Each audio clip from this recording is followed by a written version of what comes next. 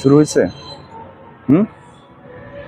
দর্শকবৃন্দ, একটা জিনিস আপনাদের দেখাই, খেলাফতবিহীন 101 বছর, মার্চ ফর খেলাফত। কোরআন নাজিলের মাসে খিলাফতে রাশেদা প্রতিষ্ঠার দাবিতে দলে দলে যোগ দিন। 7 মার্চ 2025 শুক্রবার বাদ জুমা, বাইতুল মুকাররম, উত্তর গেট। হিজবুত তাওহিদ, হিজবুত তাহরির, উলাইয়া, বাংলাদেশ। দর্শকবৃন্দ, এই যে হিজবুত তাহরির যে সংগঠনটা আছে, এটা নিয়ে আপনাদের মতামত একটু কমেন্ট করে জানাবেন। কারণ অনেকেই বলে যে হিজবুত তাহরির হচ্ছে একটা নিষিদ্ধ সংগঠন বা তাদের কার্যক্রম বাংলাদেশে বন্ধ।